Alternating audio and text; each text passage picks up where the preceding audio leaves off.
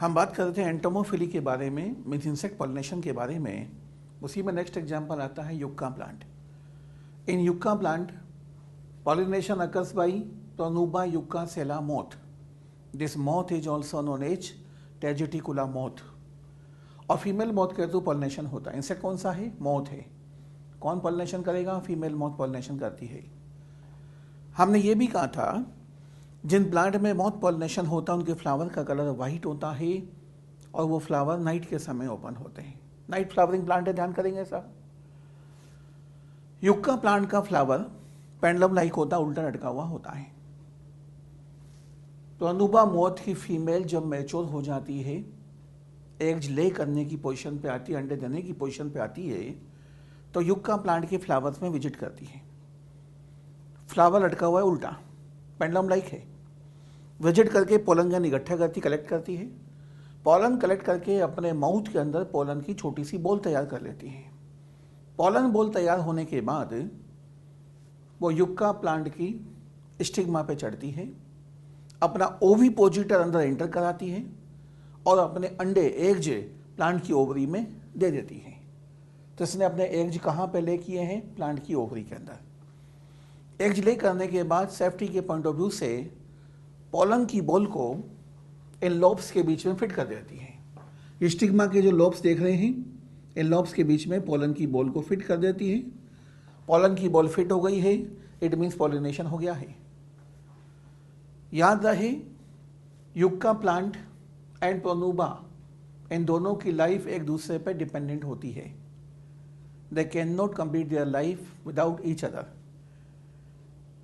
Relationship obligatory symbiotic है। यदि yucca plant खत्म हो जाए तो प्रोनुबा भी की लाइफ भी खत्म हो जाएगी। आगे चल के पूरे प्रोनुबा भी खत्म हो जाएंगे, अंडे देने की जगह से अच्छा नहीं मिलेगी इन्हें। तो दोनों की लाइफ एक दूसरे पर डिपेंडेंट होती है, ध्यान रहे। जब इन अंडों से एक से लार्वा निकल के बाहर आते हैं तब तक यहाँ सीड डेवलप हो चुके होते हैं। तो याद रहे युक्का प्लांट के अंदर पॉलिनेशन मॉथ से होता है और ये मॉथ कौन सा है? Pronuba yuccasella moth. It is also known as Tegeticula moth. अब आते हैं रिवॉर्ड्स पे। फ्लोरल रिवॉर्ड्स, रिवॉर्ड्स मतलब कुछ देना, इनाम की फॉर्म में, इनाम दे रहे, पारितोषिक दे रहे हैं। रिवॉर्ड्स, इनाम। To sustain animal visits, plants have to provide some rewards to the animals. Rewards की फॉर्म में दिया जाता है नेक्टर। एनिमल की विजिट्स को बनाए रखने के लिए, इंसेक्ट की, बर्ड्स की विजिट को बनाए रखने के लिए प्लांट को, फ्लावर को कुछ ना कुछ इनाम देना पड़ता है, जैसे कि नेक्टर। नेक्टर को फ्लावर खुद यूज नहीं करता है। फ्लावर के थैलेमस में मीठा लिक्विड भरा होता है और मीठे लिक्विड को नेक्टर कहा जाता है। वो मीठा लिक्विड प्लांट खुद यूज नहीं करता है, उसने दूसरे को देने के लिए बनाया है।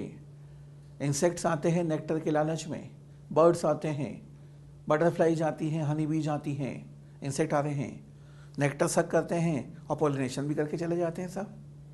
तो ऐसे मोस्ट कॉमन रिवॉर्ड माना गया है। दो कॉमन रिवॉर्ड माने गए हैं। सेकंड रिवॉर्ड है कॉमन पोलन ग्रेन्स। याद है ये दो कॉमन रिवॉर्ड हैं, नेक्टर एंड पोलन ग्रेन्स से। कुछ प्लांट्स में पोलन ग्रेन्स ईटेबल होते हैं, खाने योग्य होते हैं, जैसे रोजा में, क्लीमेटिस में ईटेबल पोलन ग्रेन्स होते हैं, खाने योग्य होते हैं। इंसेक्ट्स आते हैं, कुछ पोलन खा भी जाते हैं और कुछ पोलन बिखेर के चले जाते हैं, मीन्स पॉलिनेशन भी कर जाते हैं। तो पोलन ग्रेन को भी एक रिवॉर्ड माना गया है, ध्यान रहे। Third reward, provide safe space, provide safe place for laying eggs. कुछ प्लांट अपनी ओवरी को अवेलेबल करवाते हैं। ये ओवरी अवेलेबल करवा दी साहब, ये सेफ स्पेस अंडे देने के लिए। इंसेक्ट आते हैं, अपने अंडे देते हैं इस ओवरी के अंदर। तो सेफ स्पेस कौन अवेलेबल करवा रहा है? युक्का भी अवेलेबल करवा रहा, देख रहे हैं आप। ऐसे ही एमोर्फोफिलस प्लांट भी अपने प्लांट की ओवरी को अवेलेबल करवाता है। तो याद रहे provide safe space means ovary to laying eggs.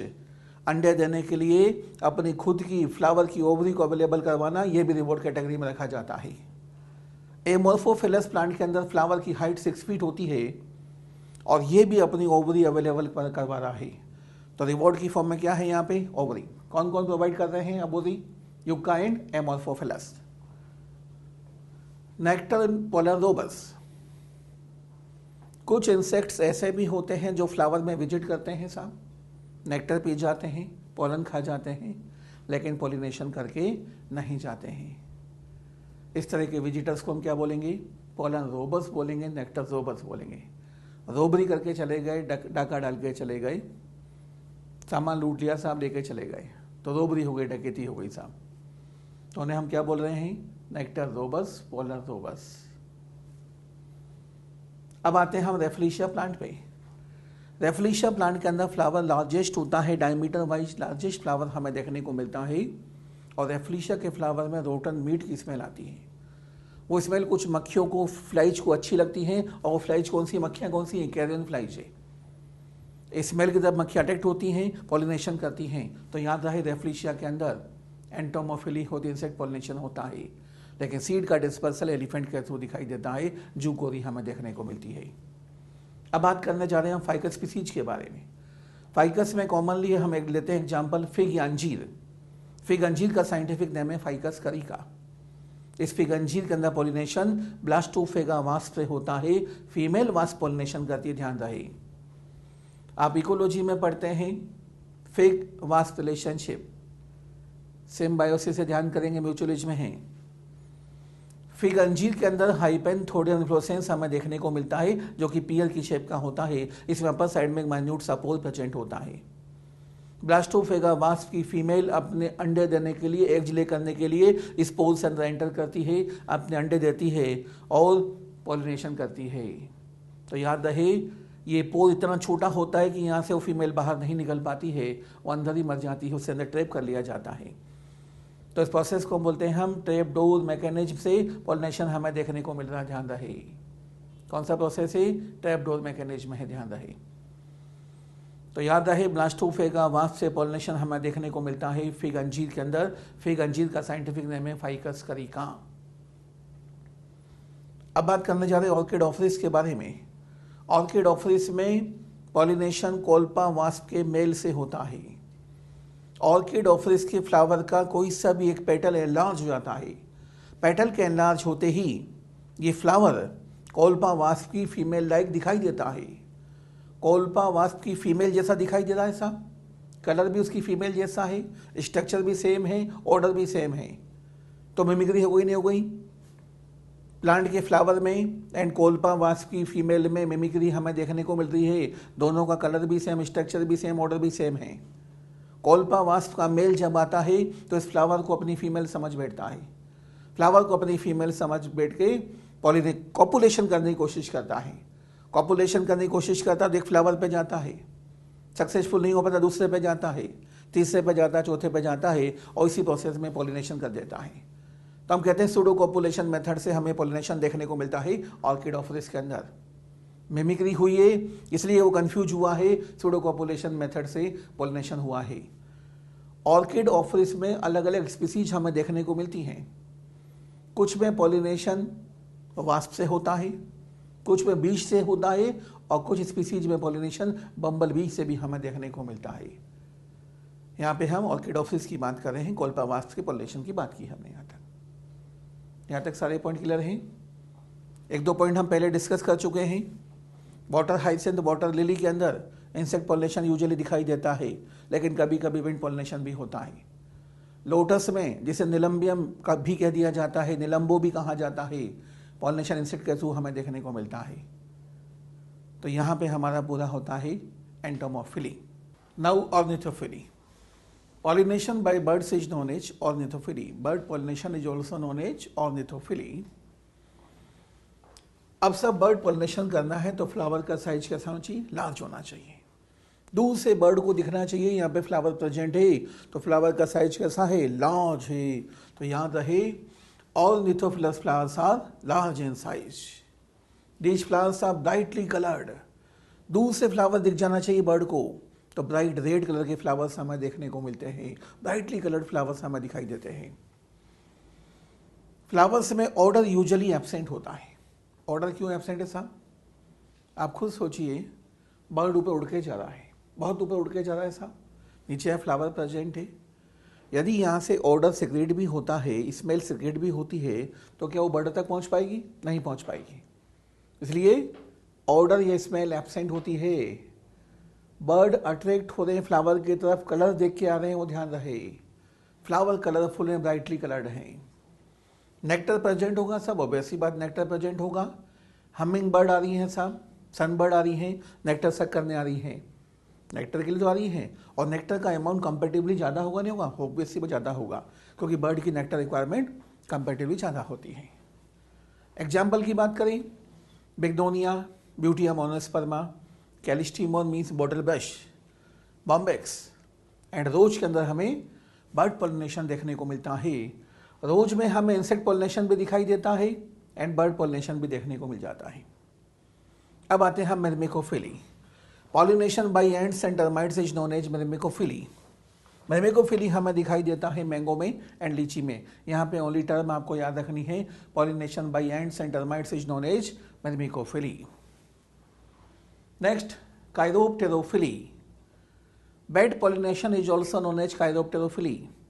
Beds को रखा जाता है ऑर्डर काइरोप्टेरा में, तो काइरोप्टेरा से टर्म आई है काइरोप्टेरोफिली। अब इन फ्लावर में क्या करैक्टर होना चाहिए जिनमें बेड पॉलिनेशन हो रहा है? फ्लावर का साइज लार्ज होना चाहिए, बड़े साइज के फ्लावर होने चाहिए। बेड्स आ रही है साहब, बेड्स क्या है? मैमल्स हैं, नॉकटर्नल रात के समय निकलती हैं। फ्लावर यूजुअली डल कलर्ड होते हैं, रात के समय बेड्स आ रही है, फ्लावर का कलर दिखाई नहीं दे रहा है, डल कलर के फ्लावर हैं, तो बेड उस फ्लावर तक कैसे पहुंचेगी? ऑर्डर के थ्रू, स्मेल के थ्रू पहुंचेगी। फ्लावर में गुड स्मेल भी हो सकती है, बैड स्मेल भी हो सकती है। गुड स्मेल होगी तो सेंट की फॉर्म में होगी, बैड होगी तो फाउल ऑर्डर होगी, ध्यान रहे। तो इन फ्लावर के अंदर हमें फाउल ऑर्डर भी देखने को मिल जाती है।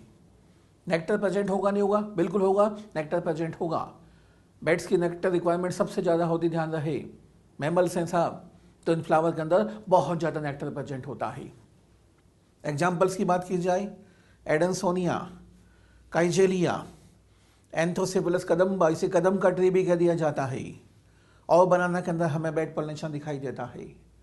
बनाना में बेड पॉलिनेशन भी होता है, बर्ड पॉलिनेशन भी होता है, लेकिन कॉमनली हमें देखने को मिलता है bat pollination. Malacophily, pollination by snail is known as malacophily. लेबना के अंदर हमें दिखाई देता है स्नेल पॉलिनेशन, यहाँ पे सिर्फ टर्म आपको याद रखनी है। Pollination by snake is known as ophiophily. Ophiophily snake pollination किसमें होगा? सेंटेलम एल्बम, जिसे चंदन या सैंडल कह दिया जाता है, उसमें स्नेक पॉलिनेशन दिखाई देता है।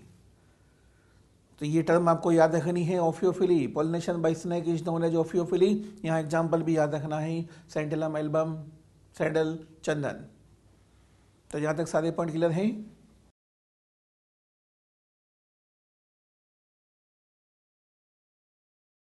अब बात करने जा रहे हैं germination of pollen grain on the stigma के बारे में।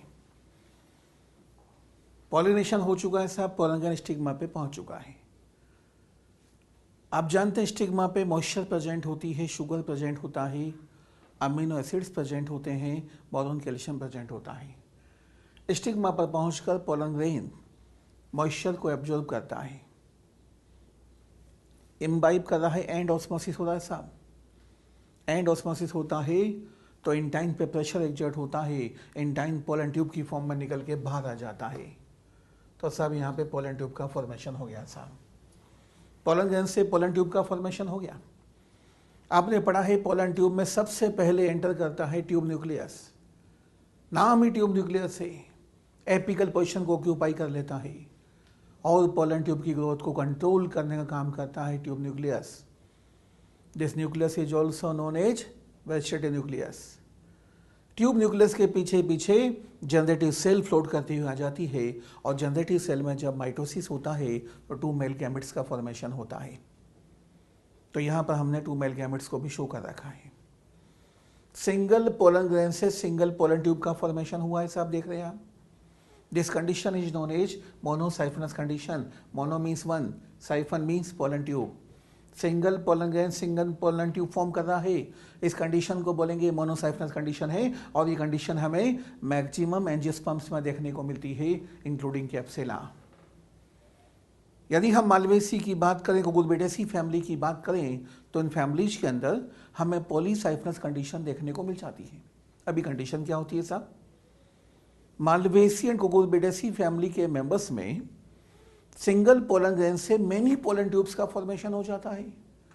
सिंगल पोलन ग्रेन से मेनी पोलन ट्यूब फॉर्म हो जाए तो इस कंडीशन को कह दिया जाता है पॉलीसाइफनस कंडीशन है।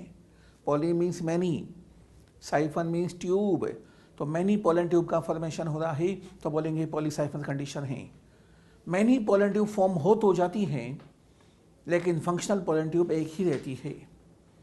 जिस पोलन ट्यूब के थ्रू मेल गैमेट्स जा रहे हैं वही पोलन ट्यूब फंक्शनल रहती है and remaining pollen tube degenerate हो जाती है। तो याद रहे मोस्टली एंजियोस्पर्म के अंदर हमें कौन सी कंडीशन दिखाई देती है, मोनोसाइफनस कंडीशन दिखाई देती है। आप ये भी जानते हैं कि जो दोनों मेल गैमेट्स हैं ये दोनों मेल गैमेट्स नॉन मोटाइल होते हैं। एंजियोस्पर्म में मेल एंड फीमेल गैमेट्स कैसे होते हैं, नॉन मोटाइल होते हैं। तभी तो पॉलिनेशन कराना पड़ा साहब। मेल एंड फीमेल गैमेट को पास लाना है तो पॉलिनेशन करवाना पड़ता है प्लांट को, ध्यान करेंगे आप। पोलन ट्यूब के थ्रू ये मेल गैमेट फीमेल गैमेट तक पहुंचेंगे, ध्यान रहे। ट्यूब के लिए टर्म यूज कर रहे हैं हम साइफन, तो साइफनोगेमी हो रही है। फर्टिलाइजेशन टाइप कौन सा होगा, साइफनोगेमस टाइप का होगा। पोलन ट्यूब के थ्रू, साइफन के through male gamete female gamete तक पहुंच रहे हैं और फीमेल गैमेट को फर्टिलाइज कर रहे हैं। यदि हम पोलन ट्यूब की बात करें तो हम कह सकते हैं पोलन ट्यूब और डिस्कवर्ड बाय जीबी अमिकी इन पोर्चुला का प्लांट है। किसने डिस्कवर किया था, जीबी अमिकी ने डिस्कवर किया था। और बड़ी ताजुब की बात है, जीबी अमिकी साहब एक मैथमेटिशियन थे। मैथमेटिशियन ने पोलन ट्यूब को डिस्कवर कर दिया पोर्चुला का प्लांट के अंदर।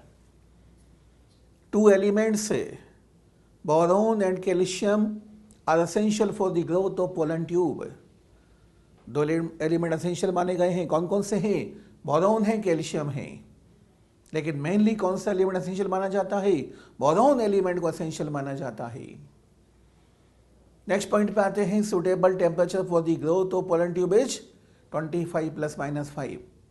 25 ± 5 का मतलब 20 to 30 डिग्री टेम्परेचर को पोलन ट्यूब की ग्रोथ के लिए सुटेबल टेम्परेचर माना जाता है। इस टेम्परेचर पर पोलन ट्यूब बहुत अच्छी ग्रोथ शो करती है। Pollen tube shows apical growth, tip से होने वाली ग्रोथ को बोलेंगे एपिकल ग्रोथ है। पोलन ट्यूब में टिप पर कौन सा न्यूक्लियस प्रेजेंट है, ट्यूब न्यूक्लियस प्रेजेंट है। ये पोलन ट्यूब की ग्रोथ को कंट्रोल कर रहा है। जितना भी साइटोप्लाज्म में ये टिप वाले पोर्शन में कन्फाइंड है, आप देख पा रहे हैं। इसलिए पोलन ट्यूब टिप से ग्रोथ शो करती है और टिप से होने वाली ग्रोथ को हम क्या बोलेंगे, एपिकल ग्रोथ बोलेंगे। Pollen tube shows chemotropic movement due to calcium, boron, inositol sugar complex. अब साहब ये केमिकल जो है आप देख रहे हैं इसका क्या नाम है, calcium, boron, inositol sugar complex. कौन सिक्रेट करता है, सिनर्जिड सिक्रेट करती हैं। फिलीफॉर्म की हेल्प से सिनर्जिड केमिकल का सिक्रीशन करती है और जिस साइड से केमिकल आना होता है उस साइड पोलन ट्यूब मुड़ती चली जाती है। Pollen tube curvature movement show कर रही है। कर्वेचर मूवमेंट को हम टॉपिक मूवमेंट बोलते हैं, ध्यान करेंगे। तो पोलन ट्यूब केमिकल की तरफ मुड़ रही है, केमिकल की तरफ कर्वेचर मूवमेंट शो कर रही है, तो पोलन ट्यूब कीमोट्रोपिक मूवमेंट शो कर रही है।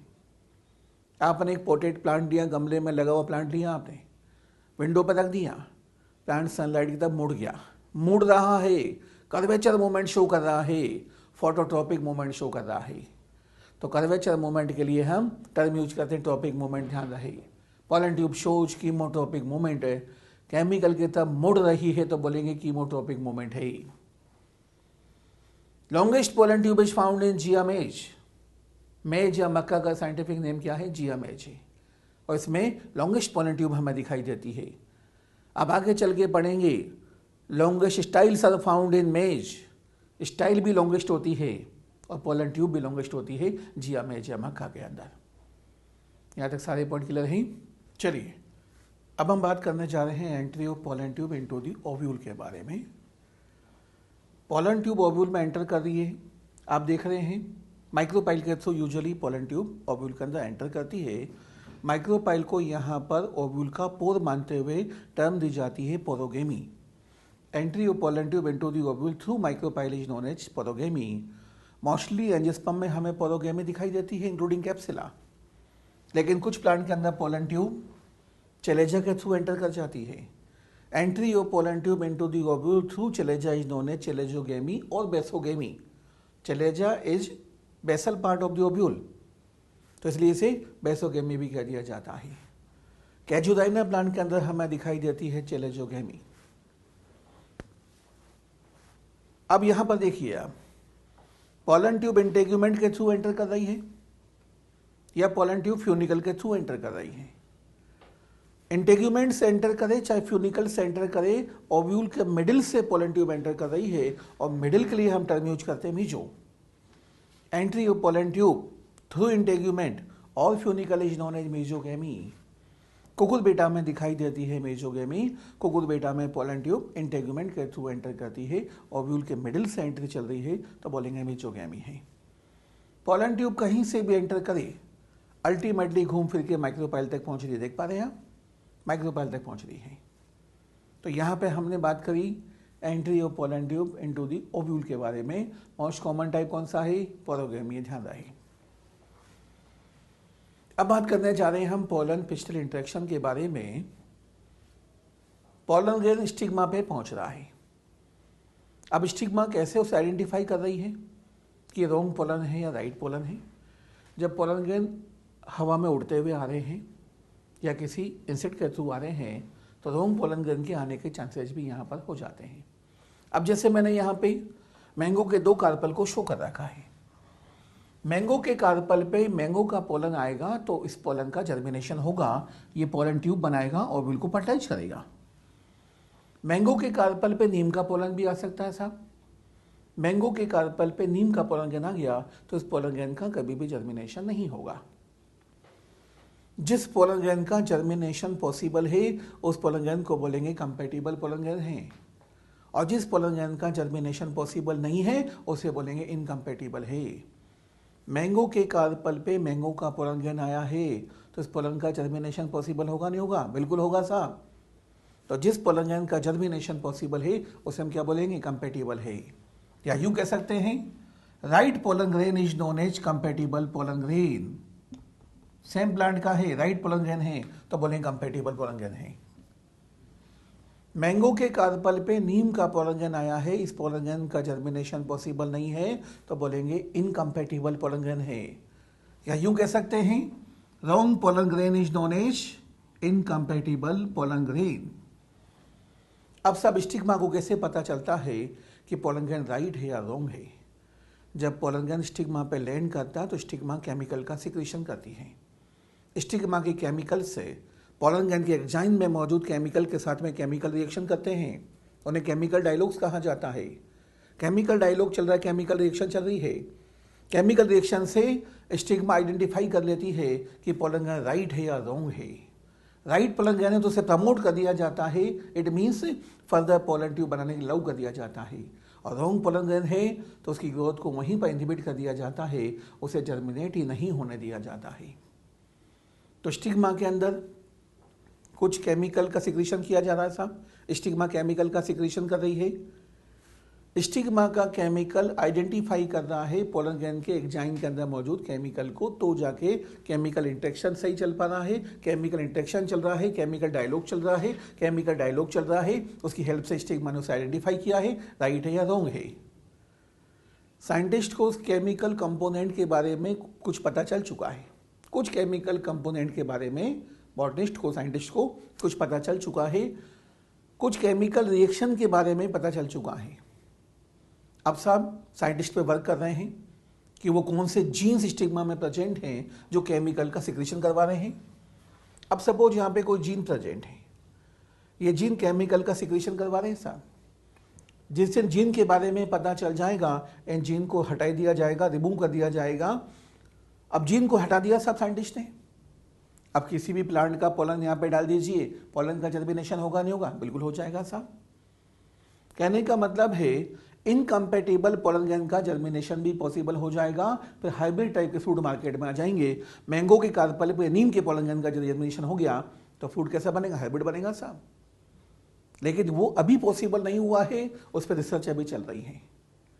अभी तक साइंटिस्ट कुछ केमिकल के बारे में पता चला है, कुछ केमिकल कंपोनेंट के बारे में पता चला है, पूरी रिएक्शन के बारे में भी पता नहीं चल पाया है। पोलन ग्रेन के स्टिग्मा पर पहुंचते ही केमिकल का सिक्रीशन कर दिया जाता है। राइट पोलन है तो उसे प्रमोट कर दिया जाता है, पोलन ट्यूब बनाने के लिए लागू कर दिया जाता है। अभी पोलन ट्यूब यहाँ पे मूव कर रही है, आगे बढ़ रही है, अब इसे चेक किया जा रहा है। जब तक ये पोलन ट्यूब ओव्यूल में एंटर नहीं कर जाती तब तक इसे चेक किया जाता रहता है। पोलन ग्रंथि के स्टिग्मा पर पहुंचने से लेकर जब तक पोलन ट्यूब ओव्यूल में एंटर नहीं कर जाती तब तक उसे चेक किया जा रहा है। ये पूरा प्रोसेस कहलाएगा पोलन पिस्टिल इंटरेक्शन।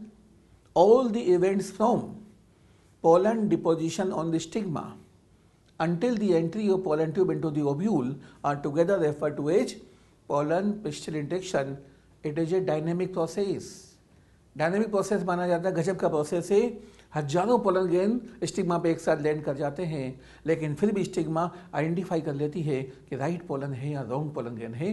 केमिकल की हेल्प से ये सब आइडेंटिफाइफिकेशन किया जाता है। इधर से पोलन ग्रेन आया, इधर से केमिकल का सिक्रेशन कर दिया, आइडेंटिफाई कर लिया राइट है या रॉन्ग है। रॉन्ग है तो जर्मिनेशन नहीं होने दिया जाता है, राइट है तो पोलन को जर्मिनेट होने दिया जाता है एंड फर्दर प्रोसेस को प्रमोट किया जाता है। तो इसको अच्छे से याद रखना है।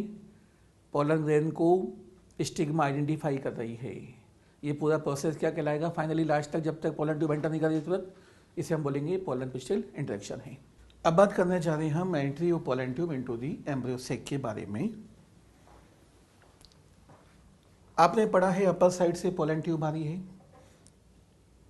ओव्यूल के बेस पर ऑब्टुलेटर प्रेजेंट है, देख पा रहे हैं यहाँ पे कहाँ से डेवलप हुए थे, या तो फ्यूनिकल से डेवलप हुए थे या फिर प्लेसेंटा से डेवलप हुए थे। ऑब्टुलेटर ने केमिकल का सिक्रीशन किया, अट्रैक्ट किया पोलन ट्यूब को, पहुँचा दिया माइक्रोपाइल के ठीक सामने। पोलन ट्यूब माइक्रोपाइल के ठीक सामने पहुँच चुकी है। अपर साइड में 2 सिनर्जिड्स प्रेजेंट हैं, दोनों सिनर्जिड में फिलीफॉर्म एपेडस प्रेजेंट हैं और दोनों सिनर्जिड फिलीफॉर्म की हेल्प से केमिकल का सिक्रीशन करती है। अपर साइड से केमिकल आ रहा है तो पोलन ट्यूब मुड़ गई है टुवर्ड्स एम्ब्रियो सेक।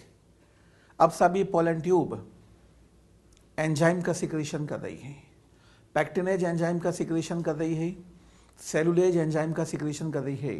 न्यूक्लियस से होती हुई एम्ब्रियो सेक तक पहुंच गई है। एम्ब्रियो सेक तक जब पोलन ट्यूब पहुंची है तो एम्ब्रियो सेक तक पहुंचते ही इसने एंजाइम का सिक्रीशन स्टार्ट कर किया है, चल रहा लगातार हो। तो एंजाइम सिक्रीशन की वजह से 2 सिनर्जिड में से एक सिनर्जिड डीजनरेट होने लग जाती है। जिस सिनर्जिड के पास में पोलन ट्यूब पहुंच गई है वो सिनर्जिड डीजनरेट होना स्टार्ट कर देती है। अब ये पोलन ट्यूब एंटर करने जा रही है डीजनरेटिंग सिनर्जिड में। जैसे जैसे पोलन ट्यूब आगे बढ़ती जाती है पीछे का पोर्शन ब्लॉक होता जाता है, पीछे कैलोस के प्लग बनते जाते हैं और कैलोस प्लग बनने की वजह से पोलन ट्यूब का बैक साइड का पोर्शन ब्लॉक हो जाता है। अब पोलन ट्यूब एंटर कर गई है डीजनरेटिंग सिनर्जिड के अंदर। अच्छे से याद रहे, pollen tube enters into the embryo sac through degenerating synergid. Synergid में पहुंचने के बाद पोलन ट्यूब वहां से मॉइस्चर को एब्जॉर्ब करती है, वाटर को एब्जॉर्ब करती है। एंड ऑस्मोसिस चल रहा है साहब, एंड ऑस्मोसिस होगा तो पोलन ट्यूब का टिप वाला पोर्शन स्वलन हो जाएगा। टिप वाला पोर्शन जब बहुत ज़्यादा स्वलन हो जाता है तो फाइनली बस्ट हो जाता है और पोलन ट्यूब की कंटेंट वहाँ पर रिलीज कर दिए जाते हैं। पोलन ट्यूब में 2 मेल गैमेट प्रेजेंट है, दोनों मेल गैमेट को वहाँ पर रिलीज कर दिया है। ट्यूब न्यूक्लियस से काम खत्म हो चुका है, पोलन ट्यूब सही जगह पहुंच चुकी है। ट्यूब न्यूक्लियस डिजनरेट होना स्टार्ट कर देता है। अब सब 2 मेल गैमेट यहाँ पे पहुंच चुके हैं। 2 मेल गैमेट में से 1 मेल गैमेट का फ्यूजन हो जाएगा एग सेल के साथ में। Fusion of 1 male gamete with egg cell is known as syngamy. Syngamy was discovered by Strasburger in Monotropa plant.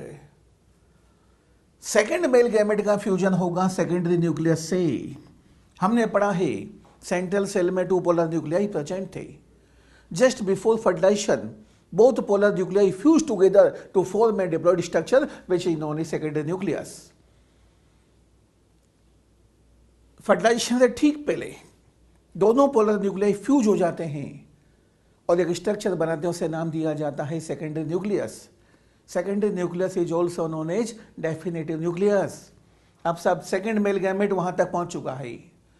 Second male gamete का फ्यूजन होगा सेकेंडरी न्यूक्लियस से, तो इस प्रोसेस को हम बोलेंगे ट्रिपल फ्यूजन है। ट्रिपल फ्यूजन क्यों कहा गया? टोटल 3 न्यूक्लियाई का फ्यूजन माना गया है। 3 न्यूक्लियाई कैसे मान लिए गए साहब? एक न्यूक्लियस तो मेल गैमेट का और 2 पोलर न्यूक्लियाई थे, ध्यान करेंगे।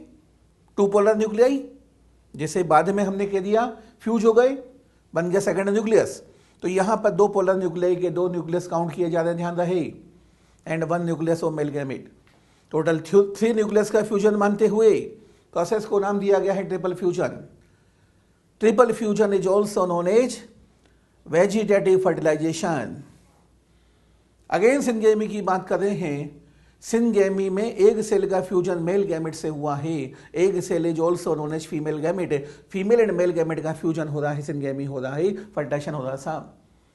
मेल एंड फीमेल गैमेट का फ्यूजन होगा तो जाइगोट का फॉर्मेशन होगा, और जाइगोट को स्पोर भी कह दिया जाता है। स्ट्रक्चर कैसा होगा? डिप्लॉइड होगा, और यही जाइगोट फर्दर डेवलप होके एम्ब्रियो में कन्वर्ट हो जाएगा। ट्रिपल फ्यूजन हुआ साहब, सेकेंडरी न्यूक्लियस का फ्यूजन मेल गैमेट से हो रहा है।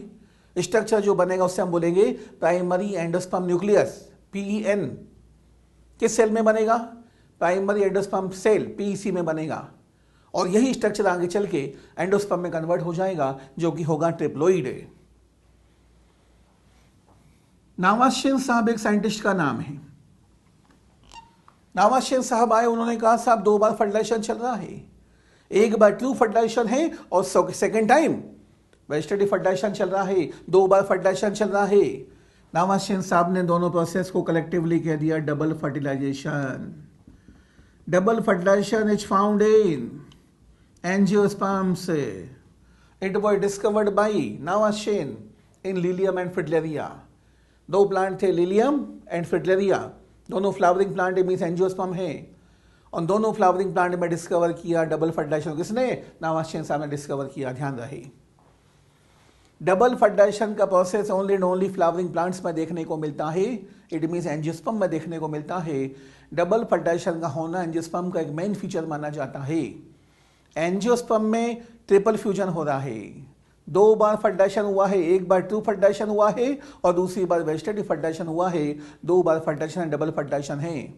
याद रहे जिम्नोस्पर्म में ट्रिपल फ्यूजन नहीं होता है। जिम्नोस्पर्म में ट्रिपल फ्यूजन नहीं होता तो जिम्नोस्पर्म में डबल फर्टिलाइजेशन भी नहीं होता है। तो डबल फर्टिलाइजेशन का होना एंजियोस्पर्म का, फ्लावरिंग प्लांट का मेन फीचर, यूनिवर्सल फीचर माना जाता है। अब सब यहाँ पे जाइगोट से एम्ब्रियो बनेगा। एम्ब्रियो का प्रोडी लेवल क्या होगा? 2n होगा साहब। जाइगोट 2n बना है। प्राइमरी एंडोस्पर्म सेल से एंडोस्पर्म का फॉर्मेशन होगा, और PEC प्राइमरी एंडोस्पर्म सेल का प्रोडी लेवल क्या है? 3n है। तो एंडोस्पर्म कैसे बनेगा? 3n बनेगा। याद रहे एंजियोस्पर्म में एंडोस्पर्म का प्लोडी लेवल 3n ट्रिप्लोइड है। एंडोस्पर्म वो टिश्यू होता है जो डेवलपिंग एम्ब्रियो को न्यूट्रिशन प्रोवाइड करने का काम करता है। अगेन रिपीट कर रहा हूं, एंडोस्पर्म वो टिश्यू है जो डेवलपिंग एम्ब्रियो को न्यूट्रिशन प्रोवाइड करने का काम करता है। जिम्नोस्पर्म के अंदर फीमेल गैमेटोफाइट डेवलपिंग एम्ब्रियो को न्यूट्रिशन प्रोवाइड करने का काम करता है, इसलिए जिम्नोस्पर्म में फीमेल गैमेटोफाइट को एंडोस्पर्म मान लिया जाता है, जो कि हैप्लॉइड होता है। अगेन रिपीट कर रहा हूं, एंडोस्पर्म वो टिश्यू है जो डेवलपिंग एम्ब्रियो को न्यूट्रिशन प्रोवाइड करने का काम करता है। जिम्नोस्पर्म के अंदर फीमेल गैमेटोफाइट डेवलपिंग एम्ब्रियो को न्यूट्रिशन प्रोवाइड करता है, इसलिए जिम्नोस्पर्म में फीमेल गैमेटोफाइट को ही एंडोस्पर्म मान लिया जाता है, जो कि हैप्लॉइड होता है। फीमेल गैमेटोफाइट हैप्लॉइड है, बिफोर फर्टिलाइजेशन बन चुका होता है। ये बना है आफ्टर फर्टिलाइजेशन, वो बना है बिफोर फर्टिलाइजेशन। जिम्नोस्पर्म का एंडोस्पर्म हैप्लॉइड, एंजियोस्पर्म का एंडोस्पर्म ट्रिप्लोइड है, ध्यान रहे। अब आप देखेंगे इस पूरे प्रोसेस के अंदर 3 गैमेट्स इन्वॉल्व हैं। 3 गैमेट से 3 कैसे हो गई? 2 तो मेल गैमेट से था, 2 मेल गैमेट दिखाई दे रहे हैं आपको, 2 मेल गैमेट है, 1 फीमेल गैमेट भी इन्वॉल्व है। क्वेश्चन पूछेगा how many gametes are involve in double fertilisation, answer जाएगा 3 गैमेट से, 2 male gametes and 1 female gamete. Egg cell क्या फीमेल गैमेट है। How many nuclei are involve in double fertilisation, nucleus की बात कर, न्यूक्लियाई की बात कर रहे हैं। Total 5 nuclei are involve in double fertilisation. 5 कैसे हो गए साहब? 1 nucleus of egg cell, 1 nucleus of male gamete, तो 2 न्यूक्लियाई इन्वॉल्व हैं सिनगेमी में। 2 nuclei of secondary nucleus, 1 nucleus of male gamete. 3 nuclei involve हैं ट्रिपल फ्यूजन में, 3 + 2 टोटल 5 न्यूक्लियाई यहाँ पे इन्वॉल्व हैं, ध्यान रहे। गैमेट का पूछेगा आंसर जाएगा 3, न्यूक्लियाई का पूछेगा आंसर जाएगा 5। अब साहब यहाँ पर देखिए, जहाँ पर एक सेल थी उस जगह पर डेवलप हो जाएगा जाइगोट। क्या बन जाएगा यहाँ पे? जाइगोट बन जाएगा। एक सेल का फर्टिलाइजेशन हुआ, जाइगोट में कन्वर्ट हो गई साहब। जहां पर सेकेंडरी न्यूक्लियस है उस जगह पर बन जाएगा primary endosperm nucleus. Secondary nucleus का फ्यूजन हुआ मेल गैमेट से, बन गया है ट्रिप्लोइड प्राइमरी एंडोस्पर्म न्यूक्लियस। जिस सेल को अब तक हमने सेंट्रल सेल कहा था उस सेल का अब नाम चेंज कर दिया जाता है और उसे प्राइमरी एंडोस्पर्म सेल कह दिया जाता है। तो याद रहे, after triple fusion central cell becomes primary endosperm cell. अब इस सेल में आपको दिख रहा है पीएन जो कि ट्रिप्लोइड है। यही जाइगोट आगे चल के एम्ब्रियो में कन्वर्ट हो जाएगा और यही पीसी आगे चल के एंडोस्पर्म में कन्वर्ट हो जाएगी, एंडोस्पर्म फॉर्म करेगी। ध्यान रहे, यहां तक पूरा प्रोसेस क्लियर है।